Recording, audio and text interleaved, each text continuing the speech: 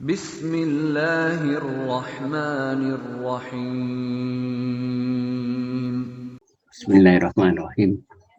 Assalamualaikum warahmatullahi wabarakatuh. Waalaikumsalam.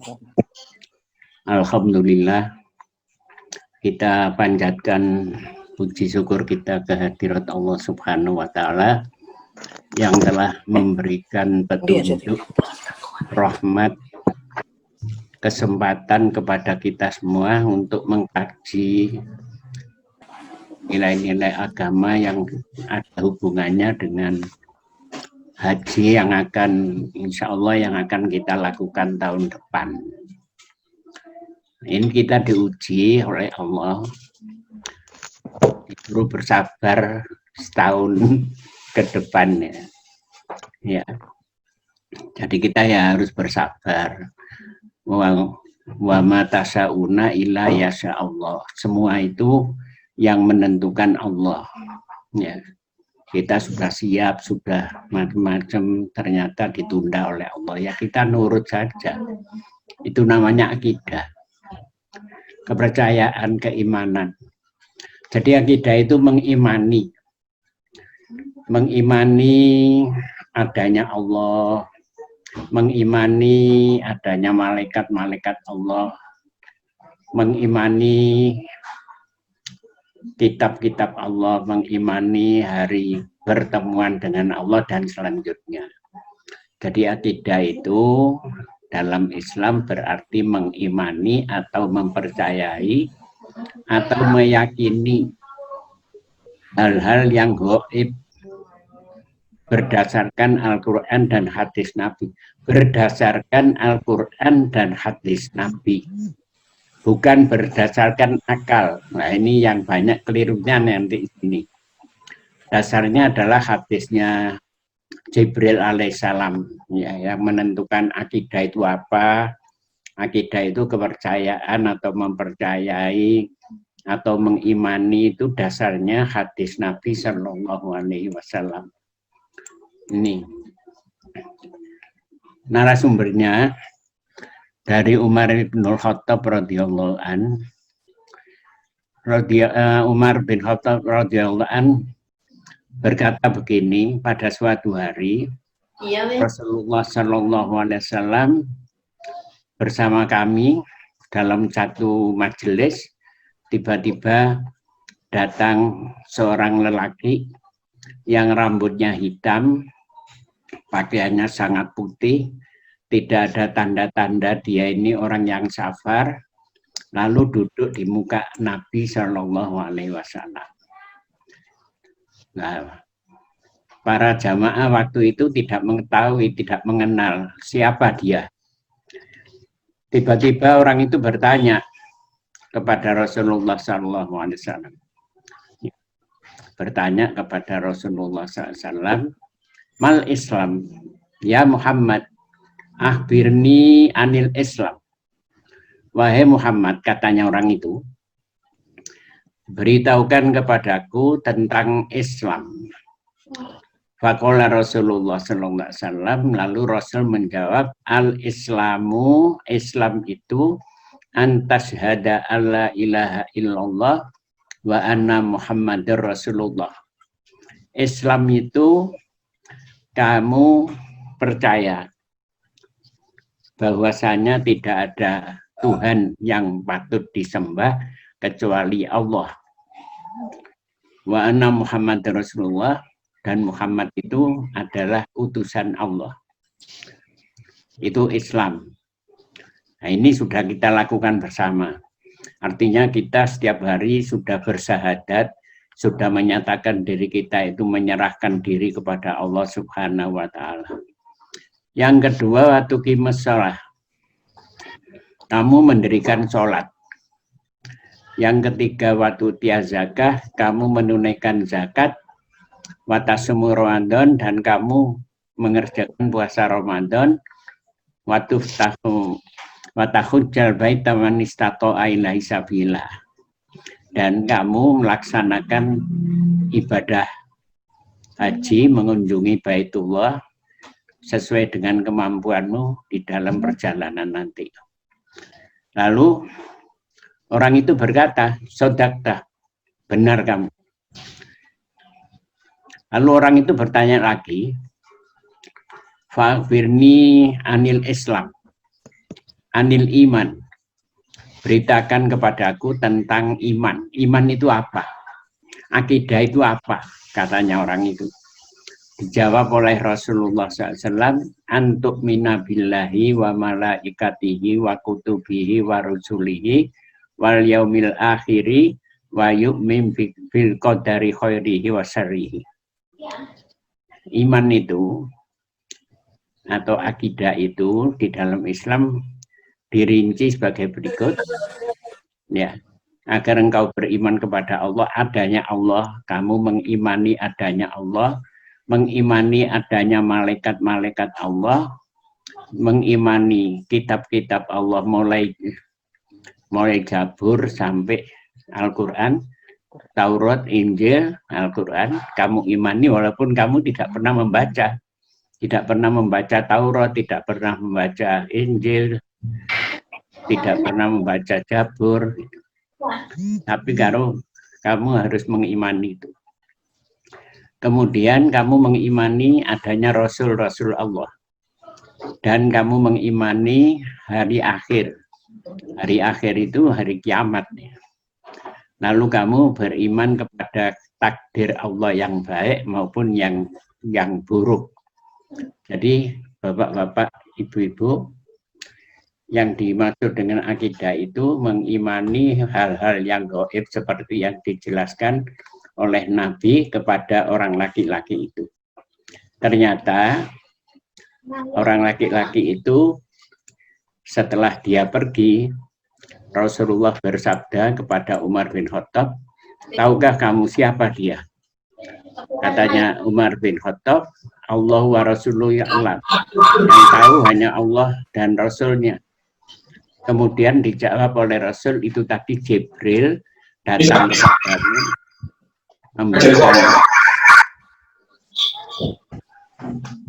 Jibril datang kepadamu memberikan ajaran Islam agar kamu mengerti apa agama Islam itu, apa iman itu.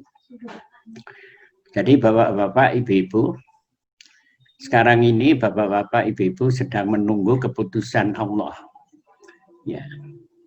Dan bapak-bapak, ibu-ibu percaya, mengimani bahwasanya keputusan Allah itu nanti pasti akan datang. Itu namanya akidah, namanya iman itu. Nah, ibadah haji itu merupakan puncak dari peribadatan seseorang. Puncak sebagai pelengkap rukun Islam yang kelima. Ibadah haji itu. Setiap tahun, ya, setiap tahun umat Islam berlomba-lomba untuk itu.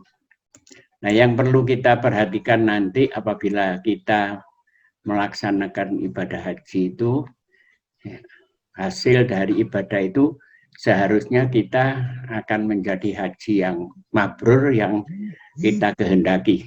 Amin.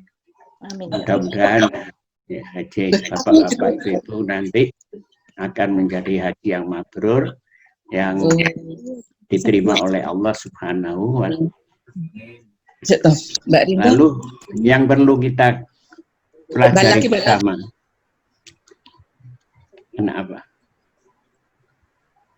Yang perlu kita pelajari bersama, ada beberapa kemungkinan kenapa banyak di antara umat manusia yang muslim itu hajinya tidak semabrur yang diharapkan.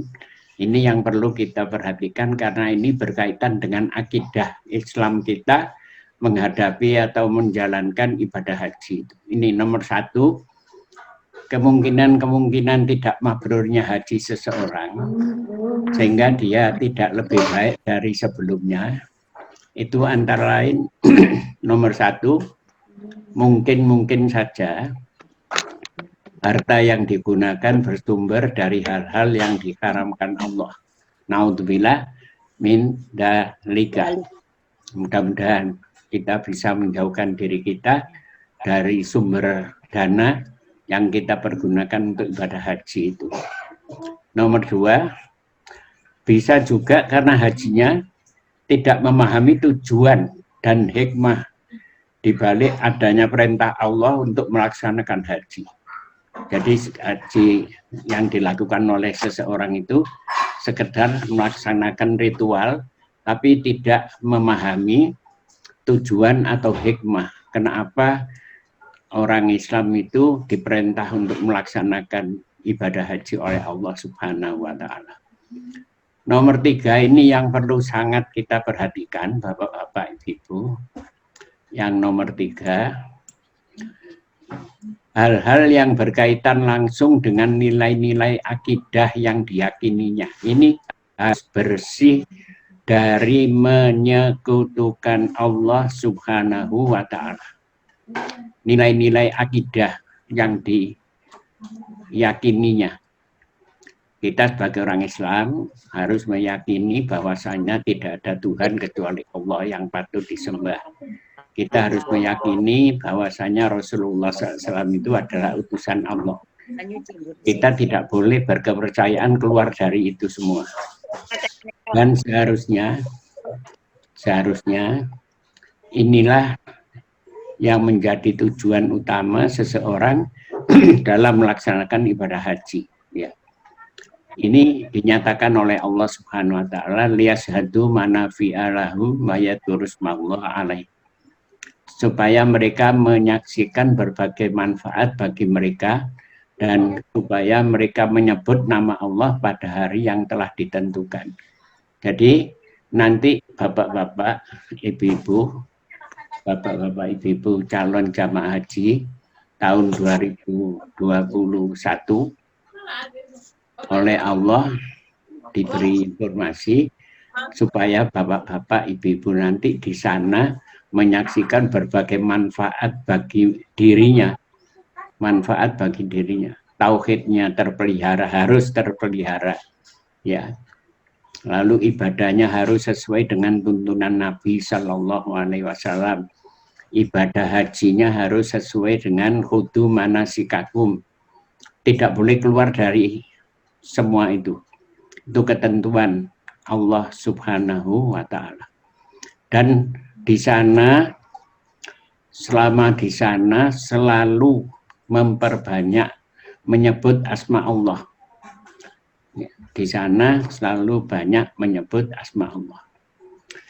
Nah, nilai-nilai akidah yang harus dijaga dalam melaksanakan ibadah haji agar hajinya mabrur antara lain, nah ini yang perlu jadi perhatian kita bersama. Nomor 1, kita sekarang, kita setelah di tanah suci, ketika melaksanakan manasik haji, ketika melaksanakan manasik umroh, kita setelah selesai ibadah haji harus tunduk dan pasrah kepada syariat Allah Ta'ala. Tidak boleh keluar dari ini. Hajinya mabrur, kalau ingin nanti pada hari kiamat diselamatkan oleh Allah, kalau kita ingin di akhirat nanti dimasukkan surganya oleh Allah, yang pertama harus kita perhatikan adalah tunduk dan pasrah kepada syariat Allah Ta'ala. Contohnya, kita mestinya bulan depan ini, Agustus ini sudah berada di tanah suci. Tapi ternyata oleh Allah ditunda, tidak bisa sekarang, tahun depan. Kita tunduk, pasrah kepada Allah. Wa ufawwidu amri ilallah. Wa ufawwidu amri ilallah. Aku serahkan segala urusanku kepada Allah. Itu yang harus jadi keyakinan kita, yang harus jadi akidah kita. Wa ufawwidu amri ilallah. Innallah yanduru ila abdihi. Jadi kita pasrah kepada Allah Subhanahu wa Ta'ala. Jadi yang pertama yang perlu dicatat, kita harus tunduk dan pasrah kepada syariat Allah Ta'ala. Dimanapun, kapanpun. Sebelum berangkat haji, ketika sedang melaksanakan haji, Lebih-lebih setelah ibadah haji selesai, kita harus selalu tunduk dan pasrah kepada syariat Allah Ta'ala. Itu yang pertama.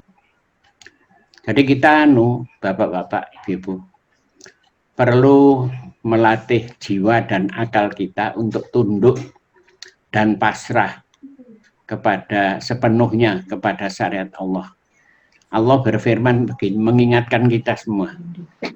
Jadi Allah mengingatkan kita semua, fala, maka tidak, warabbika demi Tuhanmu, la yu'minuna hatta yuhaqqimuka fima shajara bainahum summa la yajidu fi anfusihim harajan mimma qadaita wa yusallimu taslima. Allah berfirman mengingatkan kita, bapak-bapak, ibu-ibu, maka demi Tuhanmu, mereka manusia ini, kita orang Islam ini, pada hakikatnya tidak beriman hingga mereka menjadikan kamu Muhammad hakim terhadap perkara yang mereka perselisihkan. Jadi kalau kita tidak mengambil keputusan yang diputuskan oleh Nabi SAW, maka kita oleh Allah dianggap tidak beriman. Ini bahaya ini.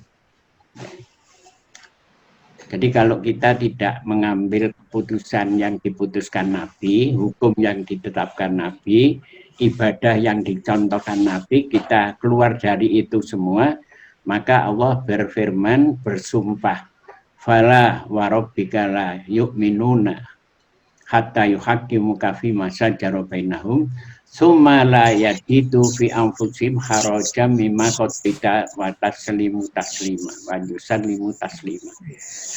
Menerima hukum Allah itu, contohnya ya, menerima hukum Allah yang disampaikan oleh Rasulullah itu, nanti kalau kita tawaf ya hanya tujuh kali putaran. 7 kali putaran.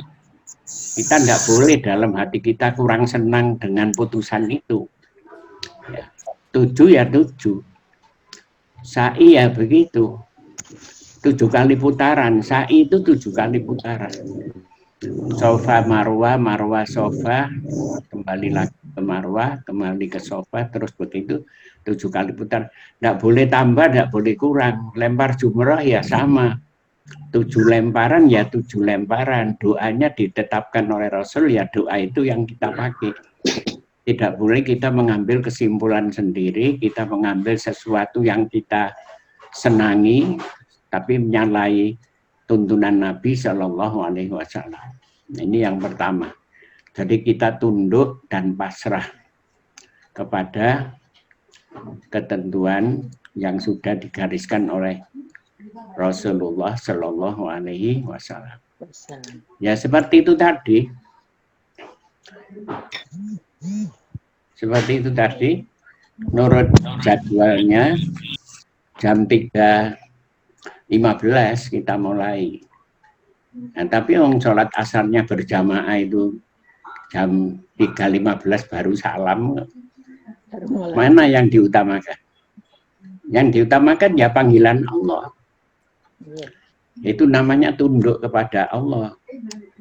Jadi sangat sangat rugi sekali apabila kita menyatakan diri kita itu Muslim, tapi kalau dipanggil Allah tidak hadir, itu sangat sayang sekali. Ya di sini memang belum ada sanksi hukum.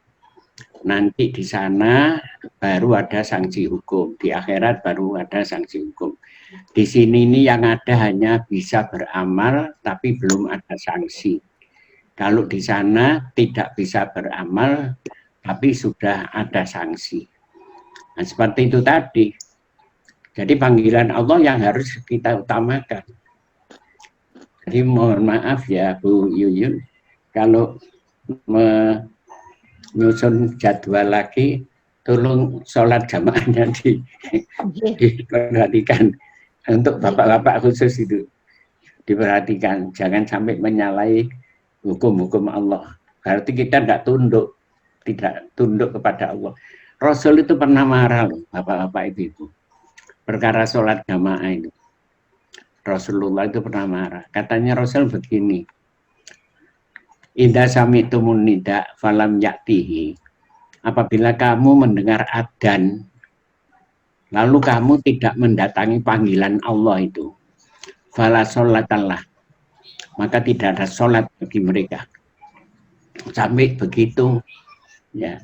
Jadi sebelum bapak-bapak khususnya menunaikan ibadah haji, tolong diperhatikan tentang sholat. Tentang sholat ini. Sholat itu menentukan nasib kita, bapak-bapak. Sholat itu menentukan nasib kita di akhirat nanti. Inna awwala ma yuhasabu bil abdu yaumil qiyamah.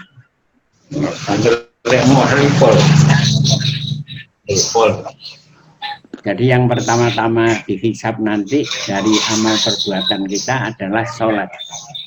Fa'in sholuhat, kalau sholat kita itu sesuai dengan kehendak Allah, sesuai dengan aturan dan petunjuk Rasul, faqad anjaha wa aflaha, maka sungguh kita berbahagia, kita berhasil usaha kita, dan kita termasuk orang yang beruntung.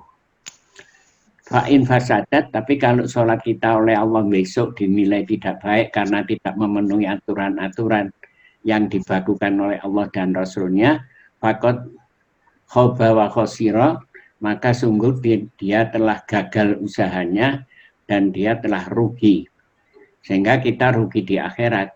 Makanya tolong diperhatikan itu, karena kita ini sedang dalam rangka menyempurnakan agama yang kita peluk, yaitu rukun Islam kelima, yaitu ibadah haji. Jadi tolong diperhatikan itu bapak-bapak, demi keselamatan diri kita masing-masing.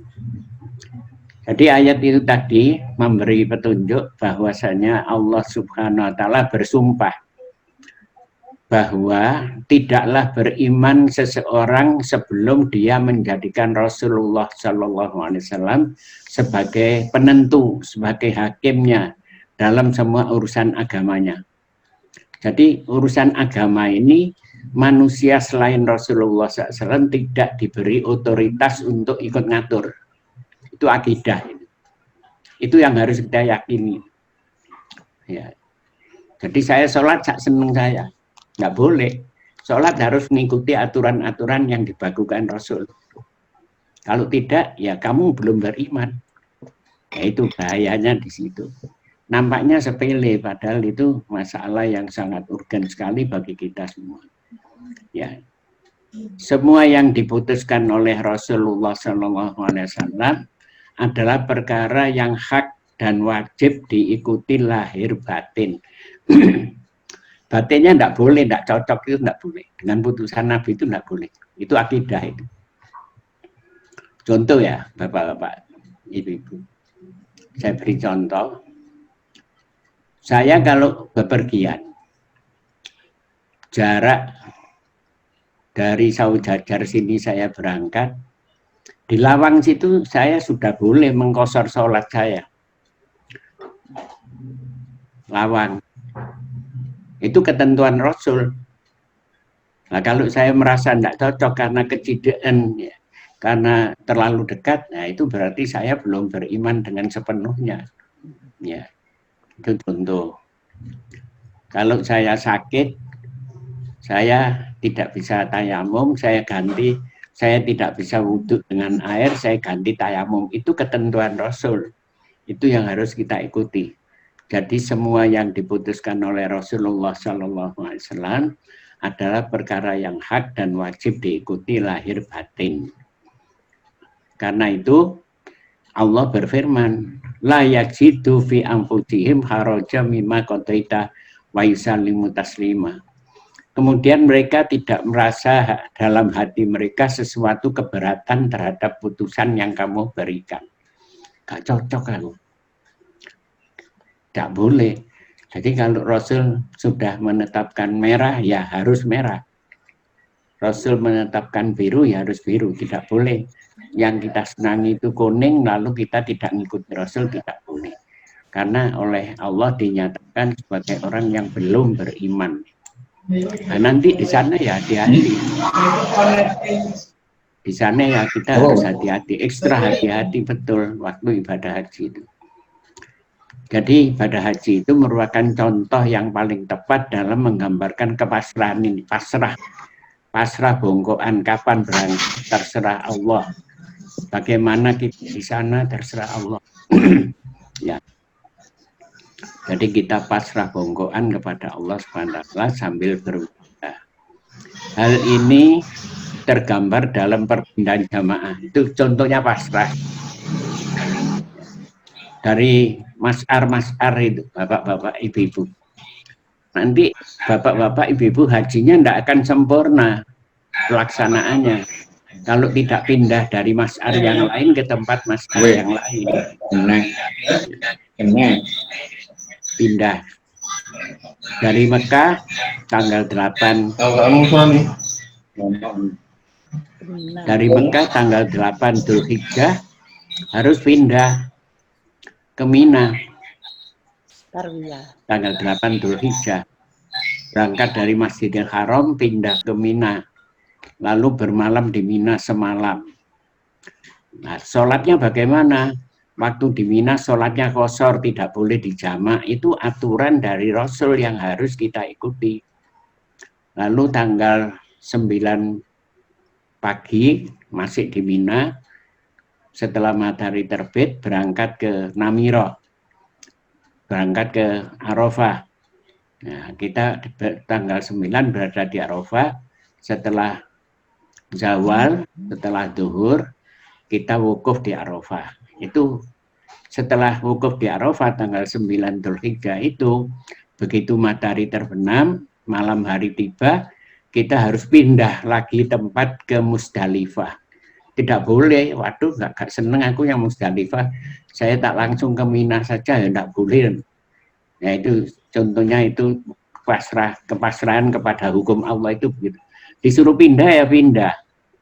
Disuruh berangkat pagi, disuruh berangkat malam, itu namanya pasrah. Ya. Lalu setelah di Musdalifah semalam, paginya pindah lagi, disuruh pindah lagi ke Mina. Tanggal 10 itu, 10 pagi. 10 pagi kita di Mina, lempar Jumratul Aqobah, itu dari Mina ke Jamarot. Lempar Jumrah Aqobah, kemudian kembali lagi ke Mina. Kalau ada kesempatan kita berangkat lagi pindah ke Mekah untuk melakukan ifadah, ya tawaf ifadah. Lalu kembali lagi ke mana? Ke Mina. Nah, nanti di Mina sampai tanggal 12 atau 13 kita ngambil nafar awal atau nafar sani. Kemudian kita kembali ke Mekah, ya melakukan tawaf ifadah. Kalau belum melakukan tawaf ifadah, itu perpindahan itu merupakan penyerahan diri kita secara total kepada Allah Subhanahu Wa Taala melalui petunjuk Rasulnya Shallallahu Alaihi Wasallam. Contohnya kepasrahan yang diminta oleh Nabi Ibrahim dan putranya Ismail. Rabbana waj'alna muslimaini laka.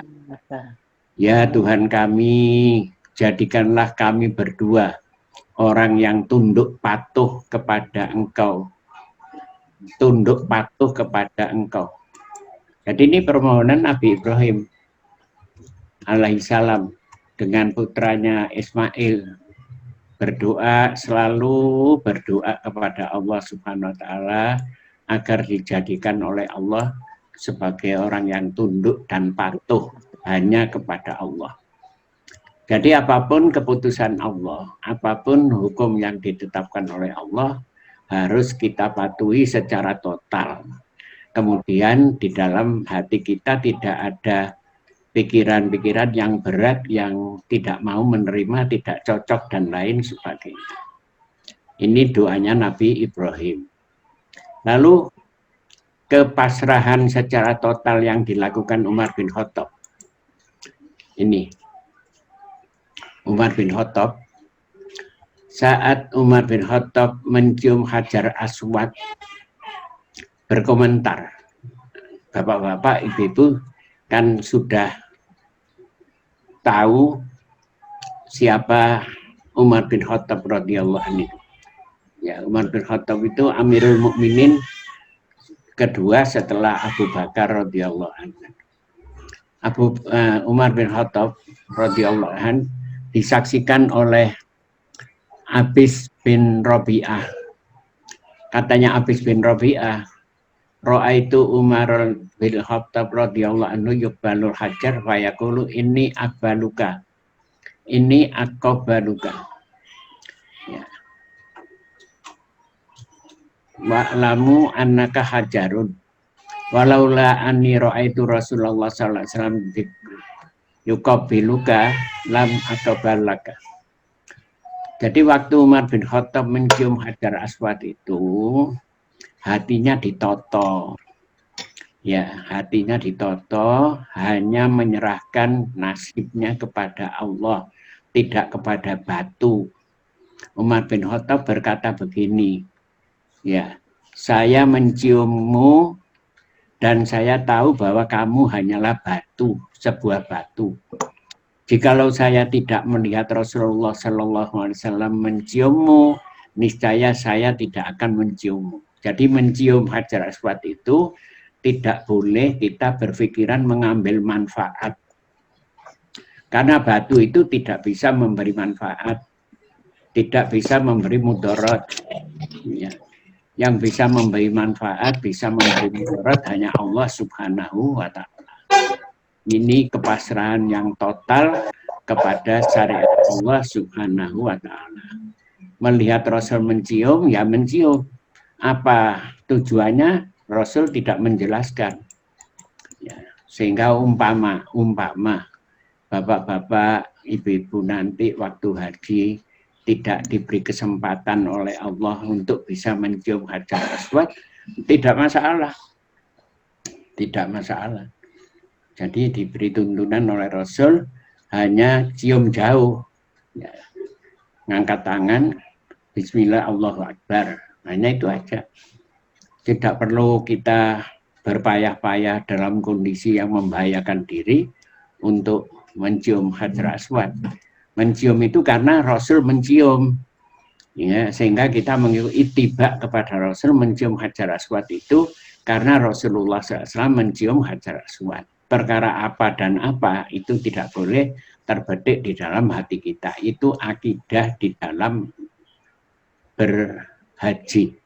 Harus kita jaga betul-betul. Jangan sampai kita merasa bahwasanya batu Hajar Aswad itu bisa memberi kekayaan pada kita, bisa memberi kesehatan pada kita, bisa memberi manfaat ini, memberi manfaat itu. Kita tidak boleh berpikiran semacam itu. Itu akidah berhaji itu harus begitu. Ya. Jadi bapak-bapak, ibu-ibu, semua amalan syariat yang dikerjakan Nabi Shallallahu Alaihi Wasallam yang telah sampai kepada seseorang, nah ini sudah saya sampaikan kepada bapak-bapak ibu-ibu, walaupun akalnya belum dapat memahaminya apa manfaat dan mudaratnya, maka dia wajib membenarkan, wajib pasrah, wajib tunduk, wajib ridho, dan tidak mengotak-ngatiknya dengan logika dan hawa nafsunya. Tidak boleh. Jadi kalau Rasul memberi petunjuk satu contoh, ya harus kita ikuti. Tidak boleh apa yang dicontohkan Rasul itu kita otak-atik, kita sesuaikan dengan logika kita. Tidak boleh. Ya. Ini menunjang kemabruran haji kita. Nomor 2, waktu bapak-bapak ibadah haji itu harus menegakkan tauhid, mengesahkan Allah. Tidak ada Tuhan yang berhak disembah kecuali Allah. Ya. Tidak ada Tuhan yang berhak disembah kecuali Allah. Ini wa'id ba'wa'na li Ibrahim wa kanal baiti an la tusyrik bi syai'a wa tahhir baiti li ta'ifina wal qaimin wal ruk'i sujud, surat Haji ayat 26. Ini memberi tuntunan kepada kita bahwasanya Nabi Ibrahim setelah diberi tempat di dekat Ka'bah, ya, di Baitullah, menyatakan berdoa, janganlah kamu mempersekutukan sesuatu pun dengan aku dan sucikanlah rumahku. Jadi bapak-bapak haji-haji, bapak-bapak ibu-ibu calon jamaah haji, Allah Subhanahu wa ta'ala memperingatkan bapak-bapak ibu-ibu, kalau sudah sampai di sana, waktu melaksanakan ikhram umroh atau ikhram haji, Allah berfirman kepada bapak-bapak ibu-ibu, janganlah kamu mempersekutukan sesuatu pun dengan aku. Dan sucikanlah rumahku. Ini bagi orang-orang yang tawaf dan orang-orang yang beribadah dan orang-orang yang rukuk dan sujud. Jadi jangan ada Tuhan lain di benak kita selain Allah Subhanahu wa ta'ala. Allah juga melarang kesyirikan dan memvonisnya sebagai najis dalam firman-Nya. Jadi perbuatan menyekutukan Allah itu termasuk kemusyrikan. Allah berfirman begini, bapak-bapak ibu-ibu. Fastanibu rijza minal ausan wastanibu qaula zur hunafa lillahi ghairal musyrikin nabi. Surat Baqarah ayat 30-31. Maka katanya Allah, jauhilah olehmu berhala-berhala yang najis itu, berhala-berhala. Ya kalau zaman dulu sesembahan berbentuk patung-patung, berbentuk tempat-tempat keramat. Tapi sekarang berhala-berhala ini sudah jadi tren masyarakat dunia. Nyembah berhala, nyembah harta benda, ya, nyembah kedudukan, nyembah pangkat. Itu semua termasuk berhala-berhala modern zaman sekarang. Maka Allah berfirman, jauhilah olehmu berhala-berhala yang najis itu, dan jauhilah perkataan-perkataan dusta. Jadi bapak-bapak, ibu-ibu, panjenengan semua diwanti-wanti oleh Allah Subhanahu wa ta'ala, apabila nanti melaksanakan ikhram haji, fala rofasa, wala fusuko, wala jidala, jangan sampai berkata yang tidak-tidak, rofas, berkata yang jorok, jangan sampai bermaksiat di sana, membicarakan kejelekan orang lain jangan, mencela orang jangan, dan lain sebagainya yang jelek-jelek itu jangan. Kan Allah berfirman, wajtanibu qaula zur, jauhilah perkataan-perkataan dusta. Dengan ikhlas karena Allah Subhanahu wa ta'ala tidak mempersekutukan sesuatu dengan Dia. Terus yang kedua, di dalam rangka merealisasikan tauhid dan menghindari takut atau setan, maka disyariatkan bagi jamaah haji memulai hajinya dengan talbiyah labbaika Allahumma. Jadi kalimat talbiyah itu bukan tanpa arti. Jadi jangan hanya mengucapkan saja, tapi hati kita tidak meyakini itu. Labbaik Allahumma labbaik, labbaik la syarika laka labbaik, innal hamda wa ni'mata laka wal mulk la syarika lak. Ini bukan tanpa arti. Artinya Allahumma labbaik, labbaik Allah. Ya Allah, kami mendatangi panggilan-Mu, ya Allah. Ya Allah, kami mendatangi panggilan-Mu, tidak ada sekutu bagi-Mu kecuali Allah Subhanahu wa ta'ala. Ya. Jadi kalimat ini diucapkan dengan hati dan lisan.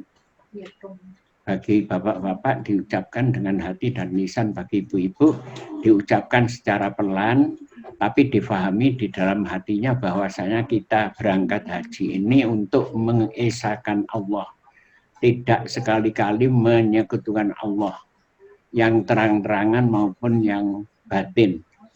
Kita harus bertujuan hanya semata-mata mentauhidkan Allah, mengesahkan Allah Subhanahu wa ta'ala. Labbaik Allahumma labbaik, labbaik la syarika laka labbaik, innal hamda wa ni'mata laka wal mulk la syarika laka.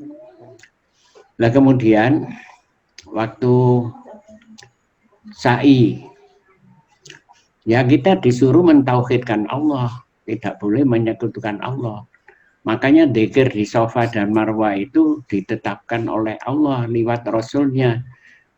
Ucapannya hanya la ilaha illallah wallahu akbar, la ilaha illallah wahdahu la syarikalah, lahul mulku walal hamdu wa huwa ala kulli syai'in qadir, la ilaha illallah wahdah anjaza wa'dah wa nasara abdah wa hadamal ahzaba wa.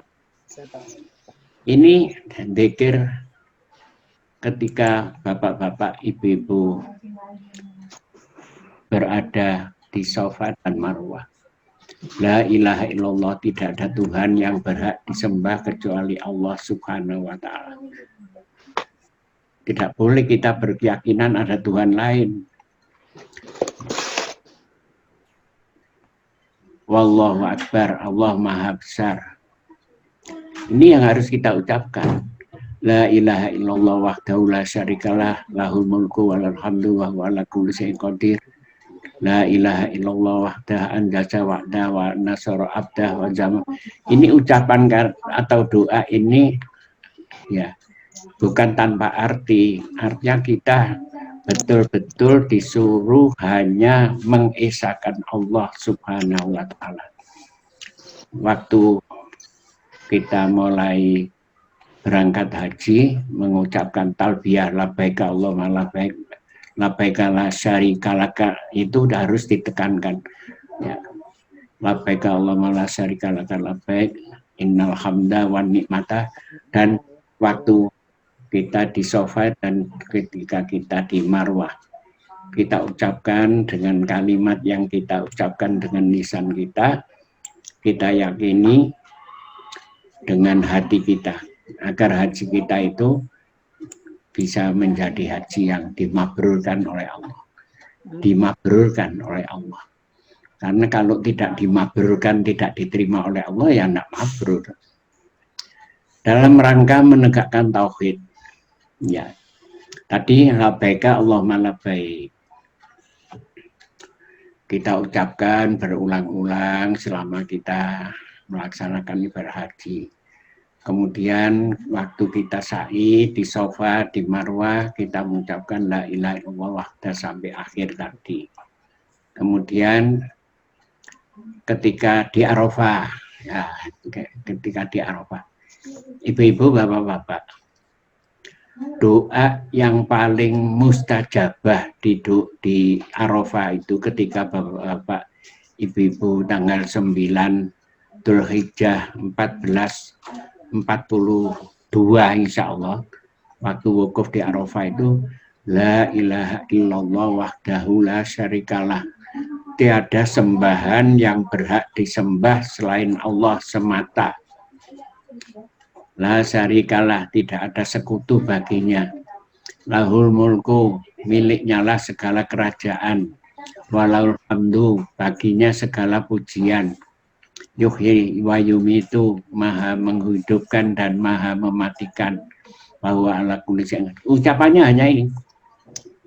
Seluruh nabi-nabi waktu wukuf di Arafah itu, mulai Nabi Adam sampai dengan Nabi Muhammad SAW itu, yang banyak diucapkan ketika wukuf di Arafah itu ya kalimat ini, kalimat tauhid. Kalimat ini dinyatakan oleh Allah, yusabbitullahu ladina amanu bil qouli tsabit fil hayatid dunya wal akhirah. Bisa menyelamatkan seseorang di alam kubur, bisa menyelamatkan seseorang di alam mahsyar, bisa menyelamatkan seseorang ketika mereka berada di akhirat, ketika mereka diadili oleh Allah. Kalimat ini adalah kalimat yang paling agung, paling agung. La ilaha illallah wahdahu la syarikalah, lahul mulku walal hamdu wa huwa ala kulli syai'in qadir, yuhyi wa yumitu wa huwa ala kulli syai'in qadir.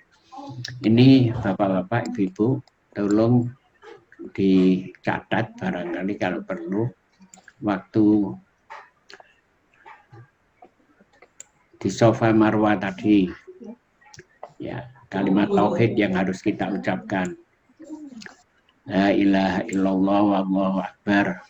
La ilaha illallah wahdahu la syarikalah. Lahul mulku wa lahul dicoret-coret ini dul. wa huwa ala kulli syai'in qadir. La ilaha illallah wahdahu anjasa wahdahu wa nasara abdahu wa zamal ahzaba wahdahu. Ini kalimat yang harus kita baca, kita ucapkan ketika di Safa dan Marwah. Kemudian ketika kita di Arafah, ya, la ilaha illallah wahdahu la syarikalah. Kalimatnya semua begitu. Artinya untuk menjauhkan diri kita dari perbuatan-perbuatan yang berbau kemusyrikan. Lalu yang ketiga, selesai tawaf, ibu-ibu, bapak-bapak kan disyariatkan untuk sholat sunnah 2 rakaat. Nah itu bacaannya apa?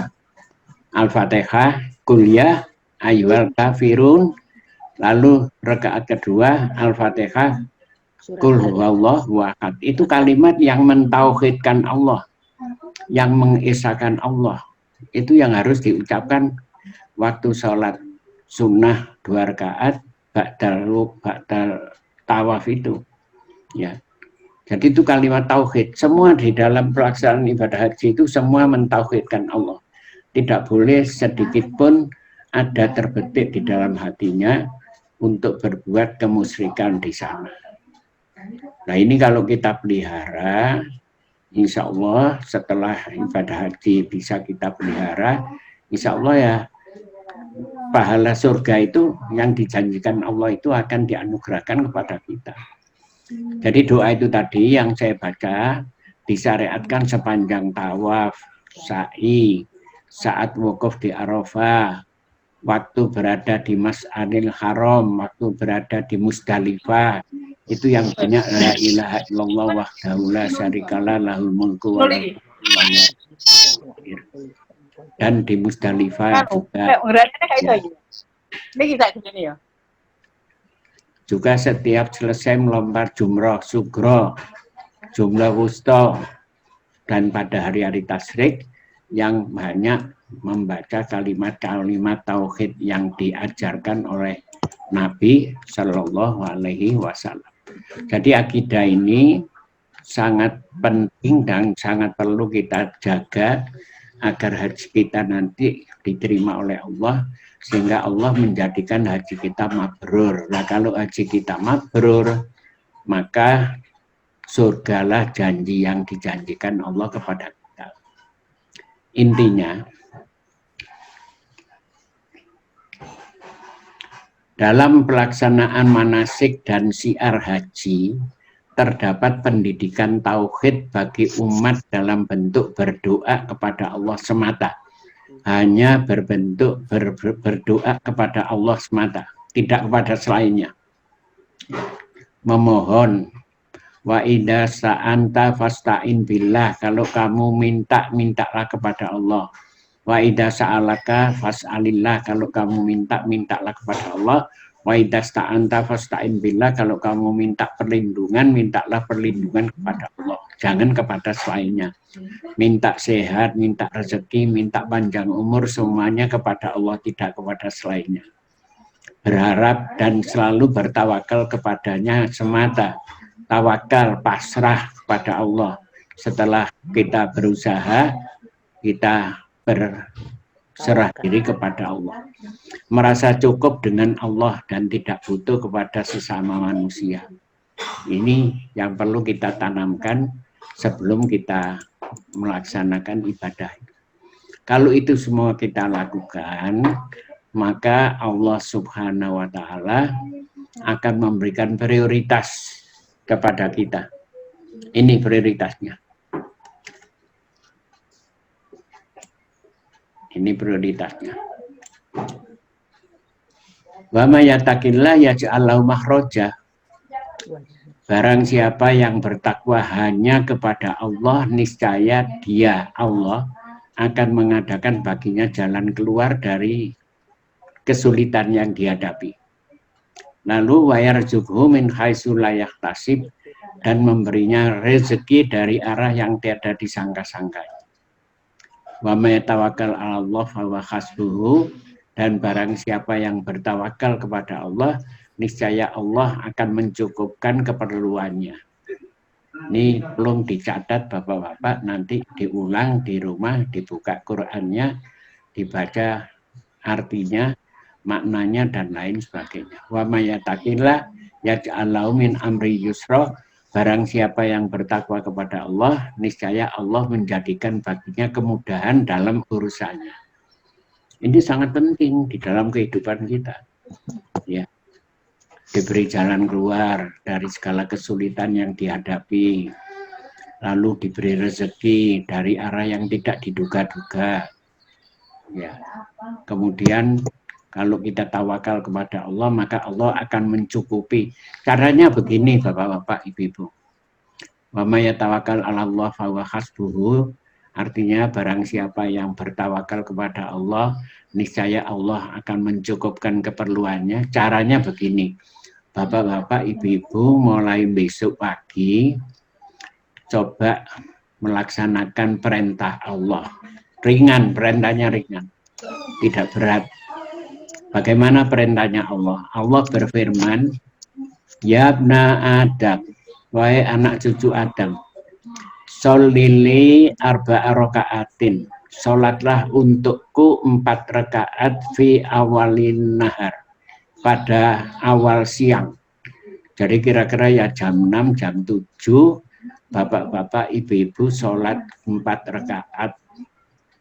Ya, dengan niat mencari ridho Allah. Lalu Allah berfirman, kalau kamu melakukan sholat 4 rakaat pada awal siang, niscaya aku akan memenuhi kebutuhanmu di sore harinya.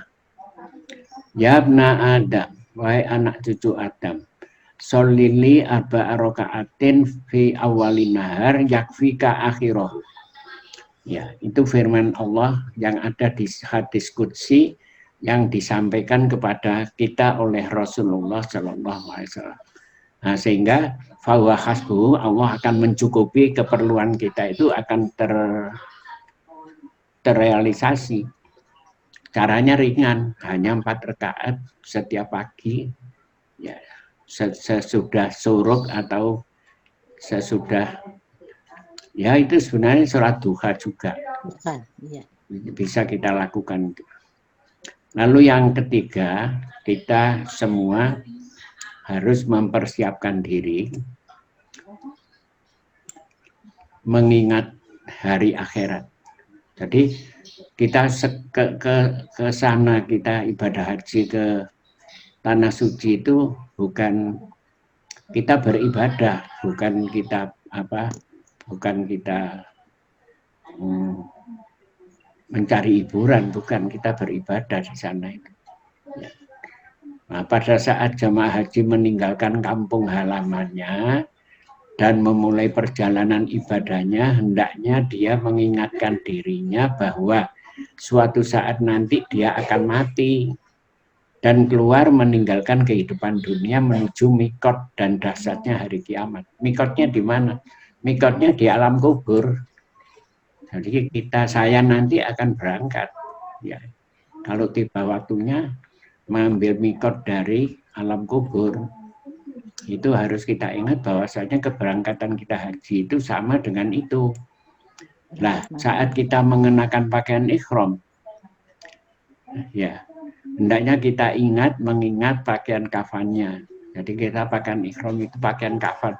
Kafan yang akan kita pakai nanti ya hanya 2 lembar atau 3 lembar itu. Ya, itu ketika kita wukuf di Arafah, kita akan menyaksikan kedahsyatan jumlah manusia dan rebutan suara serta berkeragaman bahasa. Nanti di akhirat juga begitu. Kita akan dikumpulkan di mahsyar. Ya, mulai manusia pertama, jin pertama, sampai dengan manusia pertama dan manusia yang terakhir. Nah, ini akidah yang harus kita perhatikan waktu ibadah haji itu. Jangan sampai kita, intinya kita jangan sampai menyekutukan Allah sedikit pun agar ibadah haji kita diterima oleh Allah, agar kita dijadikan oleh Allah sebagai hambanya yang soleh, yang nanti dilindungi dan diselamatkan oleh Allah Subhanahu wa Ta'ala. Mari kita tutup pertemuan ini. Kalau tanya jawab nanti monggo setelah kita semua berdoa kepada Allah Subhanahu wa Ta'ala. Allahumma sholli ala Muhammad wa Muhammad kama shallaita ala Ibrahim innaka Hamidum Majid. Wa barik ala Muhammad wa ala Muhammad kama barakta ala Ibrahim innaka Hamidum Majid. Alhamdulillahirabbil alamin hamdan yuwafi ni'amahu wa yukafi mazidah. Ya Rabbana lakal hamdu kama yanbaghi li jalali sultanika. Rabbana atina fid dunya hasanah wa fil akhirati hasanah wa qina adzabannar. Wassallallahu ala Muhammadin wa ala alihi wasallam. Walhamdulillahirabbil alamin. Wassalamualaikum warahmatullahi wabarakatuh. Waalaikumsalam warahmatullahi wabarakatuh.